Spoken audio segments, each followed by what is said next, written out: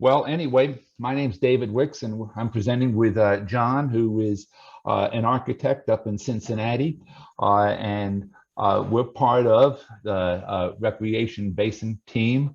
And our goal for the overall Recreation Basin team is to enrich the quality of life for people and recreation-based economies by maintaining and enhancing riverine, lake, and wetland associated recreation within the basin.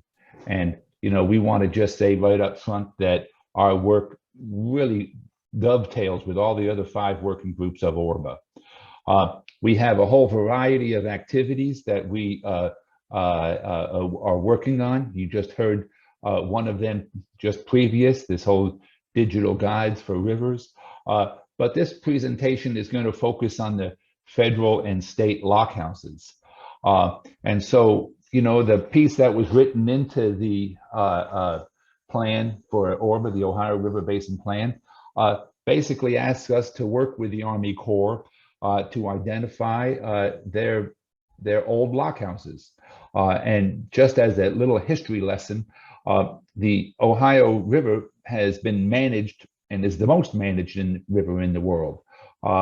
And the first phase, they went through and built little dams to focus the little wing dams to focus the current and to remove snags and sandbars. The second phase, that's what we're talking about, started about 18 right after the Civil War and went up till 1928, where they built 51 locks and dams up and down from Pittsburgh on down to the Ohio River.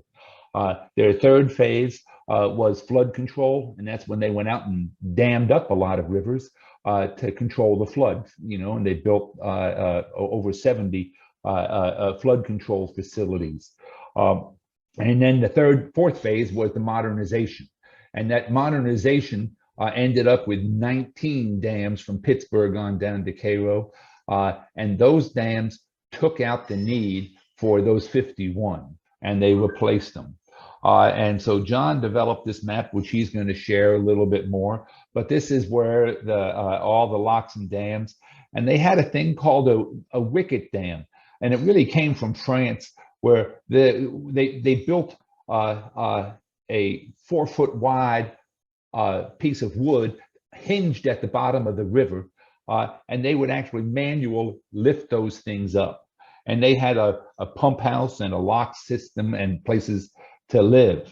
Out of all of them, there's 12 sites that have public access, and 12 are private that have existing lock houses. And then a lot of these places, it was dismantled and no buildings left. And so 9 have of these. So our dream is to work to take all of these and build them into a network where we can have recreation and boat launch areas. And we'll talk more about that as we go. What I plan on doing for my next 5 minutes is to zip through from Pittsburgh on down, looking at some of the houses. This guy right here, Lock House 7, there's actually one right above this, and I'm not going to show pictures of all of them. There's one right above this that's a restaurant now, or a vacant restaurant. This guy's for sale, and what I find them interesting is that it's totally surrounded by a currently county park. And there's interest in purchasing that as a facility. Here are 2 that have all of the facilities removed. And so mile 56 and mile 129. But when they remove them, a lot of times they left the concrete platforms down at the bottom, making it easy for access. A lot of them are in pretty bad shape. This one is Vanceburg, Kentucky, Lock 32. The interesting piece with this is the Lewis County Schools currently own it. And so they use it as a bus parking lot, believe it or not. So all of their school buses come here after they drop off kids. And then when they go pick them up in the afternoon, they all leave. And this building is right down on the river. And so field trips to it would be super simple, as all the buses already go there. Here's another two. This one in Washington, West Virginia, vacant, has a little delinquency action going on around it, so the police visit it often. This one's interesting. This is the Western Washington Lands Museum. And even when folks have rehabilitated these, the expense of maintaining them are significant. So if you notice the house, it has they've restored one of them out of the four there. Here's one that's probably the most developed for interpretation, and it's right upstream of Cincinnati. And they have a wonderful museum. Their problem is, once again, funding. And so the staff now is only there 2 days a week, and so it's relatively closed. They also have a very nice camping ground there for the public. This is probably the most famous one along the way, and our host for this conference, the Thomas More Biological Field Station. This guy looked just like the ones up in Vanceburg. All the windows were knocked out. They were built to last, but the facilities on the inside, it was full of graffiti. And Thomas More restored it about 30 years ago, and now is sort of a center for ecological research for high schools. They built a beautiful K-12 education center, and they have a conference center there. And this is sort of our dream, is how can we replicate this up and down? Here's an interesting story. This is right downstream of Louisville. And I put this on we have two members of our board, of our committee that are working from the men from Panama, and they helped build the Panama Canal, believe it or not. And so in the middle of the building of these Ohio River lock houses, Teddy Roosevelt got elected president, and he dreamed of building the Panama Canal. So he bought the whole Panama Canal, facilitated a revolution to get secure of the Panama Canal. And most of the engineers from the Ohio River went down there and worked on it. And after they finished the Panama Canal, they came back up and started building the Ohio River. So here I have a 1913 article from the men from Panama come back to Louisville and West Point. Here's another one of them that's in Leavenworth, Indiana. And it's a park already. They call it the Old Locks and Dam Historic Park, but it's tremendously in bad shape. And there's big interest in restoring this one. Here's two that are quite developed down in Owensboro, a beautiful museum. And then the same thing with Newburgh, Indiana. And Newburgh, Indiana has actually taken theirs and have created a bed and breakfast. The same thing in Golconda. And Golconda has 4 houses. This is run by the Golconda Main Street Association, and in part to bring people to Golconda. And look at 960, so it's about 30 miles upstream of the Mississippi River. There's a huge history with the Corps, and we're trying to build upon that to get their interest to restore these pieces. And we're making a video, which you'll see at the end, that features a lot of these lock houses. And this is our dream, is to have a river-wide network of these lock house compounds and wicket dam sites. Could we restore one per pool that could then turn into a center for this? I wanted to turn the program over to John, who has done a fair amount of work on it. So John, you're on. Great. Can you hear me okay? We can hear you fine. Okay, perfect. So thank you, David. I wanted to follow up basically on what David said and really kind of summarize a couple of key points. I wanted to kind of share with you exactly why these lock houses exist, where they're located, and I guess the meat of the presentation is really what they could become or how we could program some of these sites. So that's kind of forefront on my mind. Just by means of introduction, I'm an architect, but I'm also an instructor at the University of Cincinnati, where I led a team of students earlier this year on a project that was looking at the Ohio River. We started by looking at the watershed of the Ohio River, and we got really fascinated in the string of communities that kind of dot the river, and started to maybe look at familiar conditions of sites that were somewhat similar, that are consistent across the river. And what really stood out to us were these lock house sites. So I had my students imagining new kind of public spaces and kind of recreational nodes along the river from Cincinnati to Pittsburgh. But my first question was why do the lock houses exist? And David mentioned this in his intro and quite well. And kind of the biggest reason is that, or I guess the analogy that was described to me that I guess makes the most sense to me, is that the river is very steep. The Ohio River is a steep river. And just like the roof of a house, as water rains, water kind of rushes off the steepness of the roof, and it dries off fairly quickly, right? But if you had a flat land, the water would kind of pool up. And so the issue with navigating the river was really that the water from the river was draining out of the river basin. And we established a series of pools in order to kind of manage that so we can navigate the river.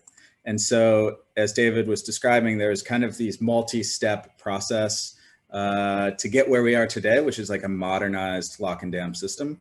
But we started with a smaller set of infrastructure that over the course of only a few decades began to become too small and needed to be modernized. So we kind of layered a modernized set of infrastructure over an existing set. And so in the process, like David mentioned, it rendered all these old lock house infrastructure as kind of obsolete.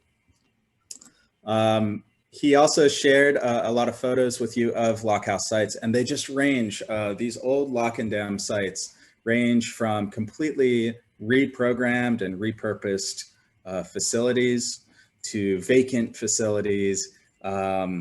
Some of the land has been turned into corporate headquarters for offices.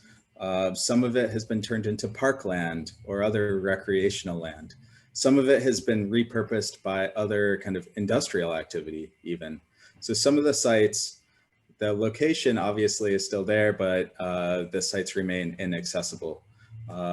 So that gets me to the second question, exactly where these sites are. And I shared a link in the chat. And it shows a Google map, and it has these blue sites where the current locks and dams are. And it also has a couple other layers. So you notice the difference between the current sites and the former sites. There's quite a few more old sites that need to be repurposed or rethought. And within those, all of these kind of dark red tree icons indicate sites where any kind of lock house has been demolished. And what we are left with are lock houses that are still intact or some kind of resemblance of lock houses on this layer. So I invite you to open that map and take a look near your community to see where these things might be hiding. The question on my mind is really what their future could be, or how could we program these sites?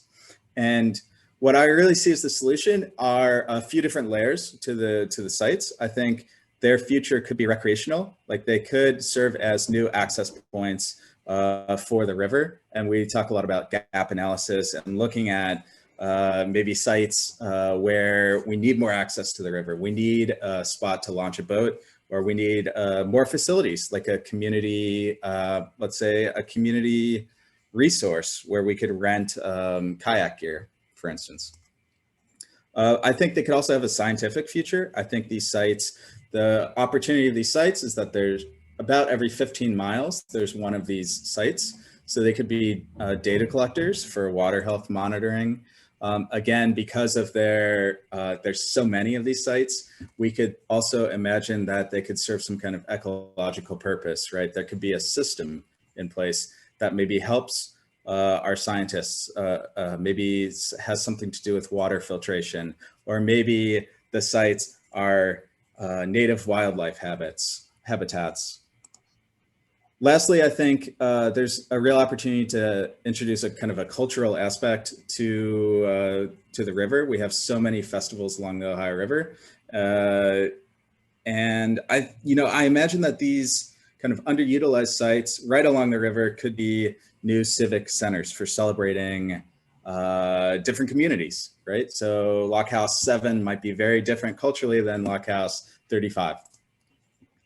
So, how do we use the river today? I think it gives us little clues as far as how we could program these sites, because we want them to be reflections of how we use the river. So of course we use it recreationally, but we also use it quite a bit. These are all photos from Instagram of the Ohio River and people using the Ohio River. We use it quite a bit for fishing, right? We have lots of fishing activity on the river.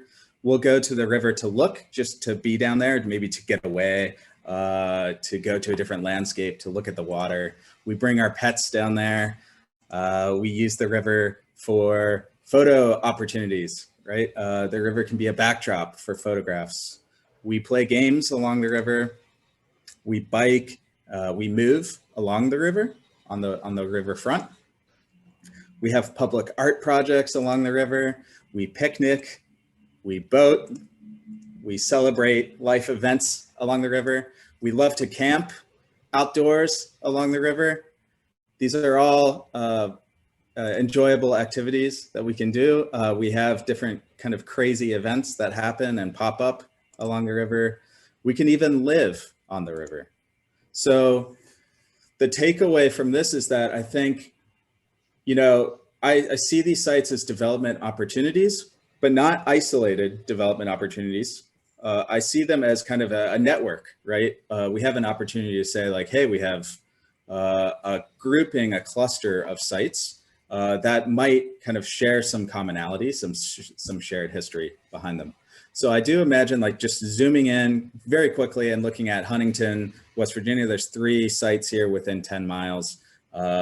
You start to wonder, is the development just individually per site, or is it a broader kind of strategy, a broader master plan for what these sites could become? I do love the idea of little pop-up events or celebrations that could kind of draw attention to these buildings, where maybe a little stage platform gets built and draws people to kind of rediscover the history of these lock houses. I think there's bigger plans as well for kind of thinking about housing or master planning or civic space. But for now, I really want to kind of leave you all with this question of what could the next steps be when we think about old locks and dams?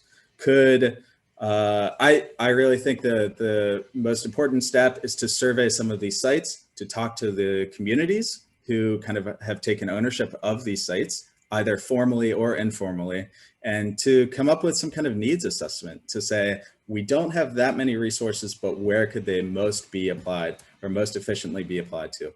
Could, for instance, a pool of money be used as a small grant for local communities to say, hey, there's not that much money, but we're gonna all compete and say like, hey, this community wants to do this project at this old lock house.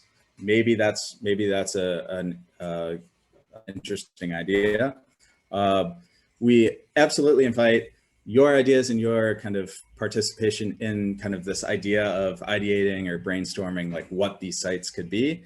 I've been sharing some student research on Instagram for those who use Instagram at an account called the Muscle Room. So I invite you as well to kind of poke around there as well. Now, I wanted to just conclude by showing a brief trailer, movie trailer actually, from our friend Morgan Atkinson. Morgan is a documentary filmmaker, and he has shared this trailer of the Ohio River and this is kind of a great way to kind of conclude this presentation. So I'm going to share this, and I'm going to make sure that you can hear it. Are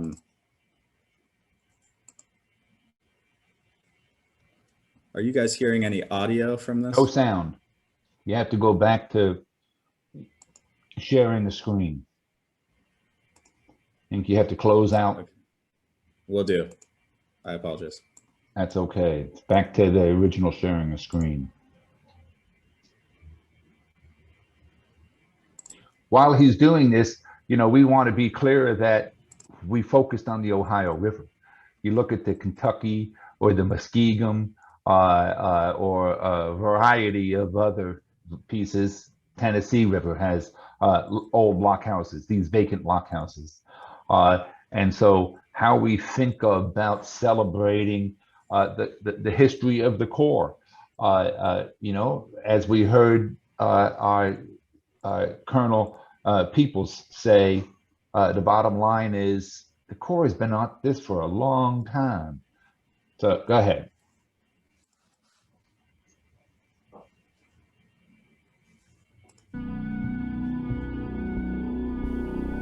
You can't argue with a river. It is going to flow. You can dam it up. You can put it to useful purposes. You can deflect it. But you can't argue with it. It is going to flow. We aren't sure what prompted Dean Acheson, a former Secretary of State, to make this observation. But what was true in the 1940s and 50s is still true today. A river is going to flow. How it flows and how it is used is another matter. In that area, there's plenty of room for argument or debate. With a healthy debate in mind, we are making a documentary which examines some of the challenges facing the Ohio River today and considers some exciting possibilities. We're calling the documentary Our Ohio River. It's a useful title, but it does beg the question: can anyone really own a river? Of course not. However, this documentary will ask, who is responsible for it? And what does that responsibility look like?